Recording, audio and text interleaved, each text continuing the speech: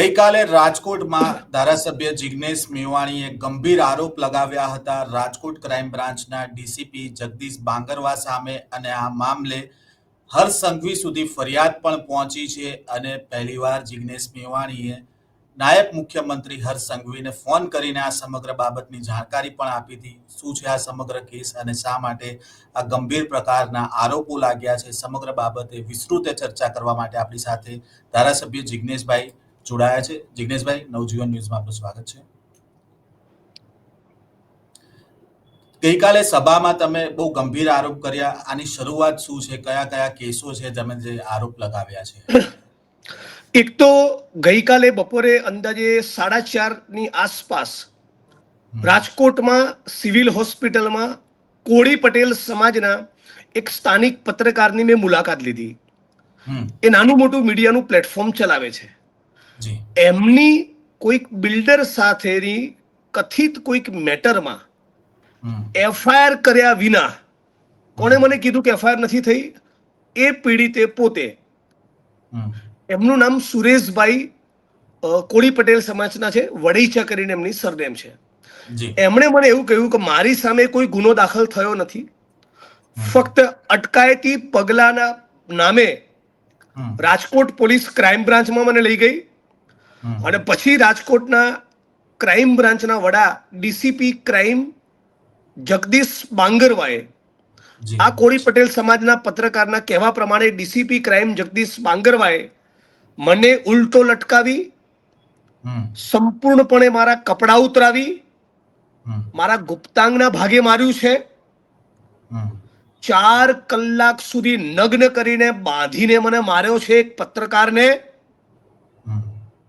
અને કેમ પેલા બિલ્ડરની વિરુદ્ધમાં તું લખે છે એમ કરીને મને ભયંકર ડરાવવાની કોશિશ કરી। પછી એણે મારા ડાબા પગ ઉપર, પત્રકારનું કેવું છે, પોતાના બંને પગ મૂકી પગમાં ક્રેક થાય, ફ્રેક્ચર થાય ત્યાં સુધી ઊભો રહ્યો અને મારો પગ તોડી નાખ્યો। આટલું ઓછું હતું એમ આ કોળી પટેલ સમાજના પત્રકારના કહેવા મુજબ ડીસીપી ક્રાઇમ જગદીશ બાંગરવાએ એના ગુદા માર્ગમાં, એમના શબ્દો હતા કે મારી સંડાસ કરવાની જગ્યાએ મારા ગુદા માર્ગમાં ડીસીપી ક્રાઇમ જગદીશ બાંગરવાએ 2 વખત પેટ્રોલ ભરી દીધું। આવી વિકૃતિ ગુજરાતના કોઈ પણ આઈપીએસ અધિકારીમાં આવે ક્યાંથી? ગુનેગારને ભજીયા ખવડાવીને મજા કરીને પાછો ના જ મોકલવાનો હોય। ગુનેગાર એ ગુનેગાર છે, પણ આપણા દેશના બંધારણ અને કાયદા પ્રમાણે રિમાન્ડમાં પણ જ્યારે આરોપીને મારવાની છૂટ નથી, કડકાઈથી સવાલ પૂછવાની અને મજબૂત ચાર્જશીટ કરવાની, ઇન્વેસ્ટિગેશન કરવાની સંપૂર્ણ છૂટ છે। પણ ધારો કે કદાચ ઉદાહરણ તરીકે કોઈની સાથે લાપોટ ઝાપોટ પણ કરી હોય, સંગીન ગંભીર ગુનામાં તો આપણે સમજી શકીએ, પણ એવું કેવું તમારું વિકૃત માનસ એક આઈપીએસ અધિકારી તરીકે કે કોઈ આરોપીના ગુદા માર્ગમાં તમે પેટ્રોલની પિચકારી મારો? અને રાજકોટના 1 થી વધારે લોકોએ મને આપેલી માહિતી પ્રમાણે, જે માહિતી મેં ફોન કરીને રાજ્યના નાયબ મુખ્યમંત્રી હર્ષ સંઘવીને, રૂબરૂ મળીને વિધાનસભાના સ્પીકર માનનીય શંકરભાઈ ચૌધરીને, રૂબરૂ મળીને ગુજરાતના મુખ્યમંત્રી માનનીય ભૂપેન્દ્રભાઈ પટેલને, અને ફોન ઉપર ડીજી અને પોલીસ કમિશનર રાજકોટ પાંચેયને આપી છે। અને મેં પાંચેયને એવું કહ્યું છે કે આ હું મારા પેરેન્ટ્સના, મારા મા બાપના, જિગ્નેશ મેવાણી પોતાના મા બાપના સોગંદ ખાઈને કહે છે કે મને રાજકોટના નાગરિકોએ આવી માહિતી આપી છે કે રાજકોટ ક્રાઇમ બ્રાન્ચમાં 2 આરોપીઓને એકબીજા સાથે મુખ મૈથુન, ઓરલ સેક્સ કરાવવામાં આવે છે। રાજકોટ ક્રાઇમ બ્રાન્ચમાં એક આરોપીને બીજા આરોપી સાથે ગુદા મૈથુન કરાવવાની ફરજ પાડવામાં આવે છે। ગુજસી ટોકના એક આરોપીને એટલો બધો માર્યો કે કથિત રીતે એની કિડની ફેલ થઈ ગઈ। આરોપીઓના ગુપ્તાંગમાં દંડો ઘુસેડવામાં આવે છે। દંડો ઘુસેડતી વખતે દંડા ઉપર અથાણું, મરચા, લીંબુ લગાડવામાં આવે છે। આ કલ્પના આપણે કરી શકીએ છીએ? આ નાલાયકો ભારત ભૂમિના ગદ્દારો મસૂરીમાં શું ટ્રેનિંગ લઈને આવતા હશે? આઈએસ આઈપીએસ ઓફિસરો, મને સવાલ થઈ રહ્યો છે, આટલી ક્રૂરતા અને આટલી વિકૃતિ તમારા માનસમાં પેદા કઈ રીતે થઈ? પર પીડનમાંથી આનંદ મેળવવાની એ વૃત્તિના મૂળમાં શું છે? તમે આ દેશમાં નેતાઓનું કશું ઉખાડી શકતા નથી, પોતાના અતિ ભ્રષ્ટ કલીગ્સ આઈએસ આઈપીએસ આઈઆરએસ નું કઈ ઉખાડી શકતા નથી, તમે બિલ્ડરોનો વાળ વાંકો કરી શકતા નથી, તમે પૂંજીપતિઓ, ઉદ્યોગપતિઓ, બિઝનેસ હાઉસીસનું કંઈ કરી શકતા નથી, તો તમારી આ ચરબી અને ફાટવા સામાન્ય આરોપીની સામે આટલો બધો વિકૃત સ્વરૂપ કેમ ધારણ કરે છે? રાજકોટમાં જ દલિત સમાજના આગેવાન યુવા અમારા સાથી ડીડી સોલંકી એ ભાવેશભાઈ વાણંદવી નામના શેડ્યુલ કાસ્ટના એક વ્યક્તિની હત્યાના પ્રકરણમાં મૃતદેહનો સ્વીકાર નહીં કરી એમ કરીને રાજકોટમાં લગભગ 200-250 લોકોએ સાથે મળીને ધરણા કર્યા, માંગ લઈને બેઠા હતા કે તાબડતોબ આરોપીની ધરપકડ થાય, નહીં તો લાશ નહીં લઈએ. મેં મારા જીવનમાં આવા 50 પ્રોટેસ્ટ કર્યા છે, તો બધા ઉપર ડીસીપી જગદીશ બાંગરવાએ દંડાવાળી તો કરાવડાવી જ. આ છોકરા ડીડી સોલંકીની ઉપર એવો કેસ કર્યો કે પોલીસ તો મારી નાખવાની ધમકી આપી. તમે વિચાર તો કરો, કોઈ ગરીબ માણસની હત્યા થઈ છે, એના ન્યાય માટે લડી રહેલા આંદોલનકારીની પીડા સમજવાના બદલે ઉતાવળે વેળાસર ધરપકડ કરવાની એમની માંગણીનો સ્વીકાર કરવાના બદલે એને દંડા ફટકારી એની ઉપર એફઆઈઆર કરી, અને એફઆઈઆર કર્યા પછી એને ક્રાઇમ બ્રાન્ચ રાજકોટની ઓફિસમાં બોલાવીને અત્યંત અશ્લીલમાં અશ્લીલ ગાળો બોલી છે. અને એવું કીધું છે, ડીડીપી સોલંકીના કહેવા પ્રમાણે એવું કીધું છે કે મને અશ્લીલ ગાળો પણ બોલી અને કે તને ગુસ્સી ટોકમાં નાખી દઈશ. તમે કલ્પના તો કરો, આ જે પત્રકાર છે એને મેં પૂછ્યું કે ડીસીપી જ હતા કે હા ડીસીપી પોતે. મેં કીધું ડીસીપી નું નામ, એટલે કે જગદીશ બાંગરવા. મેં કીધું શું કર્યું? કે મારી સંડાસની જગ્યાએ ગુદા માર્ગમાં 2 વખત પેટ્રોલ નાખ્યું, ઉલટા લટકાઈને સંપૂર્ણ નિર્વસ્ત્ર કરીને મને માર્યો, અને આ જ હરકત મારી સાથે લટકાવેલા બીજા 2 લોકો સાથે પણ કરી. બીજું બીજા 2 લોકોને પણ નિર્વસ્ત્ર કર્યા કે બીજા 2 આરોપીને નિર્વસ્ત્ર કર્યા, એમણે પણ નગ્ન કરીને માર્યા, એમણે ગુદા માર્ગમાં પણ પેટ્રોલ નાખ્યું. તમે કલ્પના તો કરો. રાજકોટના એક પ્રતિષ્ઠિત ડોક્ટરે મને ફોન ઉપર જાણ કરી, એમનું નામ નહીં આપું, એ જ્યારે લિખિત અરજી કરશે ત્યારે ખુલીને બોલીશ. એમણે મને ફોન ઉપર જણાવ્યું કે રાજકોટ ક્રાઇમ બ્રાન્ચે અત્યંત ખરાબ રીતે 2-4 આરોપીને મારી હોસ્પિટલ ઉપર મોકલ્યા. એટલે ખબર પડી ગઈ કે પોલીસ લઈને આવી છે અને મારીને લાવી છે. એટલે મેં એવું કીધું, પેલા ડોક્ટર કહે છે રાજકોટના મને ફોન ઉપર, આ વાત એચએમ અને સીએમ ને પણ મેં કરી, ડીજી અને સીપી ને પણ કરી. જે વાત રાજકોટના ડોક્ટરે મને કરી એ મેં ગૃહમંત્રી, સીએમ અને ડીજીપી અને સીપી રાજકોટને પણ કરી. શું વાત હતી કે જ્યારે 3-4 આરોપીને મારીને મારી હોસ્પિટલમાં લાવ્યા અને મેં ત્યાં હોસ્પિટલાઇઝ કરવાની ના પાડી, કેમ કે મેડિકો લીગલ કેસ બનવો જોઈએ, એટલે રાજકોટ સિવિલમાં તમે લઈ જાઓ એ બેટર છે, એકદમ ઉચિત વાત કરી. તો રાજકોટની ક્રાઇમ બ્રાન્ચના ડીસીપી નો ઈગો હર્ટ થયો કે બોલાવી લાવો એને. બોલાવી લાયા અને એ ડોક્ટરના કહેવા પ્રમાણે મને ડરાવવા ધમકાવવા માટે બીજા આરોપીઓને મા બેનની અશ્લીલમાં અશ્લીલ ગાળો બોલી, ઇન્ટેન્શન મને ડરાવવાનો. અને પછી મને જોતા મારી આંખ સામે માથું નીચે અને પગ ઉપર એવી રીતે 2 માણસોને નગ્ન કરીને 2 કલાક સુધી મારી આંખ સામે માર્યા છે, અને મને એ નજારો જોવાની ફરજ પાડી જેથી કે હું ફફડી જાઉં. અને પછી એક આયુર્વેદિક ડોક્ટરની પાછળથી બોચી પકડીને દિવાલ પર ભોળું પછાડ્યું. આવું મને ફોન ઉપર જાણ કરી. પણ જિગ્નેશભાઈ, તમે એ જે યુવક પર યુવકે આક્ષેપ કર્યા છે એને મળવા પણ ગયા હતા તમે હોસ્પિટલમાં, એની પરિસ્થિતિ શું છે? તમે નજરે શું જોયું? એનો પગ તૂટી ગયો છે, સાયકોલોજીકલ ભયંકર ટ્રોમામાં છે. એને એ પણ ખાતરી નથી કે જે પ્રમાણેનું બોલ્યો એ પ્રમાણે વિગત નોંધી લીધી છે કે કેમ પોલીસે, એ પ્રમાણે મેડિકલ હિસ્ટ્રીમાં નોંધાયું છે કે કેમ એની પણ એને ખબર નથી. એસઓજીના 3-4 સાંભળો, એસઓજી નથી લીધી એમએલસી. કાલ સીપી રાજકોટને મેં 4:30-5 વાગે ફોન કર્યો, તો હમણાં ફરી પૂછીશ કે લીધી કે નહીં. મુદ્દા નંબર 2, એસઓજી ના માણસો ડરાવા ધમકાવા ગયા કે ખબરદાર જો તારું મોં ખોલી હોસ્પિટલમાં કે હોસ્પિટલાઇઝ ના થતો, હોસ્પિટલના મેડિકલ સ્ટાફ ઉપર પ્રેશર કર્યું કે રજા આપી દો.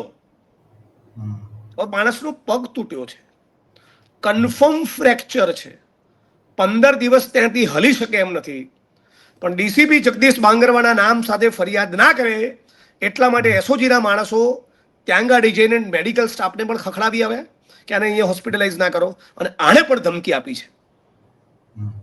કલ્પના તો કરો શું ચાલી રહ્યું છે ગુજરાતમાં? આટલી વિકૃતિ આવે છે ક્યાંથી આઈપીએસમાં? આ જે તમે વાત કરી ખૂબ વિકૃત વાળી વાત છે. ભૂતકાળમાં આપણે પોલીસ ઉપર એલિગેશન ઘણા બધા જોયા છે, પરંતુ ડીસીપી કક્ષાના અધિકારી પર પહેલીવાર આવા એલિગેશન એટલે મેં પેલા પત્રકારને સ્પેસિફિક પૂછ્યું કે ડીસીપી પોતે હતા કે એમના કોઈ એસીપી, એમના કોઈ ડીવાયએસપી, એમના કોઈ પીએસઆઈ, એમના કોઈ પીએ, કે ના, ડીસીપી જગદીશ બાંગરવા પોતે પૂરા હોશો હવાસમાં પૂરી સભાનતા સાથે 3 વખત મને આવું કીધું છે, જેનો વિડીયો પણ હમણાં મેં સોશિયલ મીડિયામાં ટ્વીટ કર્યો છે. એ વિડીયો મેં રાજકોટના પોલીસ વડાને ડીજીપી બંનેને મોકલી આપ્યો છે. હમણાં જ સીએમના ઓએસડી સાથે પણ વાત કરી, તમે માનનીય ભૂપેન્દ્રભાઈને કહો મારે અર્જન્ટ મળવું છે પણ મળી શકું એમ નથી, પણ તમારી સાથે રાજકોટના ક્રાઇમ બ્રાન્ચના ડીસીપી જગદીશ બાંગરવાની હરકતો વિશે મેં જે તમને વાત કરી હતી એના પછી વધુ એક ઘટના બની છે. એટલે આ ડીસીપી જગદીશ બાંગરવાને એ જ રાજકોટની ક્રાઇમ બ્રાન્ચમાં રિમાન્ડ ઉપર લેવો જોઈએ. ખાલી બદલી અને સસ્પેન્શન નહીં, એ તો કરાઈશ 1000%, પણ એની સામે ફોજદારી ગુનો દાખલ થાય, એની ધરપકડ થાય, અને એ જ રાજકોટની ક્રાઇમ બ્રાન્ચમાં એને રિમાન્ડ ઉપર લેવામાં આવે તો બીજા આઈપીએસ અધિકારીઓમાં પણ મેસેજ જાય કે આ પ્રમાણેની હરકત નાગરિકો સાથે તો ઠીક, આરોપીઓ સાથે પણ ન થઈ શકે, જેમાં તમે હમણાં ગુપ્તાંગમાં પેટ્રોલ નાખવાની કોશિશ કરો. આના સિવાયની હાલ તમને નહીં કહેશું કોઈ એવી અતિ ભયંકર મેટર પણ એમના વિશે જાણવા મળી છે, પણ કોઈ કમ્પ્લેનન્ટ આવે પછી તમને જણાવીશ. પણ જિગ્નેશભાઈ, આપણે છેલ્લા લાંબા સમયથી આપણે જોયું છે, હમણાં તાજેતરમાં પાટણમાં જોયું છે કે પોલીસનું કામ ખરેખર ગુનો નોંધવાનું હોય છે, ચાર્જશીટ કરવાનું હોય છે, પણ એ પોલીસ ક્યારેક પોતે જ કોર્ટ બની જતી હોય છે અને પછી જાહેરમાં ફટકારે, પછી આફ્ટર બિફોર કરે ને મેં મારા 1 થી વધારે વિડીયોમાં પોલીસના લોકરક્ષકો, કોન્સ્ટેબલો, હેડ કોન્સ્ટેબલ, પીએસઆઈ, પીઆઈ ને 1 ડઝન વખત મેં વિનંતીઓ કરી છે. ખાસ કરીને થરાદનું જે પ્રકરણ બન્યું, ડ્રગ્સ સામે મેં કેમ્પેન લોન્ચ કરી ત્યારથી તો ખાસ કે તમે મહેરબાની કરીને ઉચ્ચ આઈપીએસ અધિકારીઓના ચાળે ના ચડો. એમને પ્રોટેક્ટ કરનારી એક લોબી હોય છે, એમની પોતાની સર્કિટ અને પોલિટિશિયનો, સત્તાધારી પાર્ટીના માણસો. તમે ભરાઈ જશો. આ પાટણના વરઘોડા કાંડવાળી મેટર હાઈકોર્ટમાં ગઈ એટલે કોર્ટ શું કહેશે? ના ના, બરાબર, સરસ થૂક્યા, એવું કહેશે? નહીં, તો કોર્ટે જ કહેશે નો કોગ્નિઝન્સ. કોણ તું મારવામાં? રાઈટ? કોણ એમાં ભરાશે? ગુનો કોની સામે દાખલ થશે? કોન્સ્ટેબલો ઉપર. કયા કોન્સ્ટેબલ ઉપર સસ્પેન્ડ કોણ થશે? તો કોન્સ્ટેબલો, હેડ કોન્સ્ટેબલો, પીએસઆઈ, પીઆઈ. હરિયાણાના મેવાતથી નીકળેલો દારૂ વાયા સાંચો રાજસ્થાન બનાસકાંઠા થઈ કચ્છમાં પહોંચે છે તો રસ્તામાં આવતા કોઈ પણ એસપી કે આઈજીની ભૂમિકા વિશે સવાલ થતો નથી. કોની વિકેટ પાડી ત્યાં ગાડી? કોન્સ્ટેબલોની, પીએસઆઈની અને પીઆઈની. એટલે આખું વર્ષ કચ્છમાં દારૂ આવે, આખું વર્ષ બનાસકાંઠામાં દારૂ આવે તો તમે એસપી ને આઈજીની ઇન્કવાયરી કરો ને. કેમ કોન્સ્ટેબલોને પજવો છો? જે ચિઠ્ઠીના ચાકર છે તમે એની વિકેટ પાડો. આ સ્ટેટ મોનિટરિંગ સેલ વાળા જે આટલી ફાંકા ફોજદારી માણે છે એમનાથી શેક્યો પાપડ તૂટતો નથી. ક્યાં બંધ થયો ગુજરાતમાં દારૂ? સ્ટેટ મોનિટરિંગ સેલની રેડો કરતા પૂછો આઈપીએસ ઓફિસરોને, મારા લીધે દારૂ વધારે બંધ થાય છે. કેમ આવું કહું છું? વિકેટ કોની પાડે છે સ્ટેટ મોનિટરિંગ સેલ? પીએસઆઈ ની, કોન્સ્ટેબલની, હેડ કોન્સ્ટેબલની. રાઈટ? તો રાજસ્થાનની બોર્ડરમાંથી જે દારૂ સાબરકાંઠામાં થઈને મહેસાણા થઈને ગાંધીનગરમાં આવ્યો, અમદાવાદમાં કટિંગ થયું, તો રસ્તામાં આવતા એસપી ની કોઈ ભૂમિકા નહીં? ચોક્કસ ભૂમિકા. પણ એ અલગ સ્વતંત્ર ચર્ચાનો વિષય છે. આજે જે વાત કરવી છે આવા આઈપીએસ અધિકારીઓની વિકૃતિ વિશે, એટલે આ લોકોને ફોજદારી ગુના દાખલ થાય એની પણ જરૂર છે. તમે ગઈકાલે સભામાં એવું કહ્યું હતું કે જે પ્રકારે રાજકોટના ટીઆરપી અગ્નિકાંડમાં જે રીતે પીડિતો માટે તમે ન્યાય માટે લડત ચલાવી, એ જ પ્રકારે હવે આ ડીસીપી સામે લડત ચાલવાની છે. તો આ લડત કેવી 1000%, રહેશે? 1000%. અને 14મી એપ્રિલના દિવસે હમ 10-15-20 હજાર માણસનો મોરચો લઈને રાજકોટ સીપીની ઓફિસ આગળ જવાના છીએ હમ કે આ ડામીસની સામે ફોજદારી ગુનો દાખલ કરી હમ એને જેલના સળિયા પાછળ મોકલી હમ રાજકોટ ક્રાઇમ બ્રાન્ચની ઓફિસમાં જેના રિમાન્ડ લો. હમ આનાથી ઓછું કંઈ નહીં ખપે. પણ આ લડત ક્યાં સુધી ચાલુ રહેશે? મેં કીધું તો એની 14 સામે તારીખ ફોજદારી સુધી ગુનો દાખલ થાય ત્યાં સુધી. તો જિગ્નેશ મેવાણી રાજકોટમાં જ રહેશે? બહુ બધા માણસો રાજકોટમાં છે. રાજકોટ જતો આવતો રહીશ અને હમ એક ડેલિગેશન લઈને અમે એચએમને પણ મળીશું, સીએમને પણ મળીશું, રાજ્યપાલને પણ મળીશું, પ્રેસિડેન્ટ ઓફ ઇન્ડિયા અને પ્રાઇમ મિનિસ્ટર ઓફ ઇન્ડિયાને પણ હું લખવાનો છું.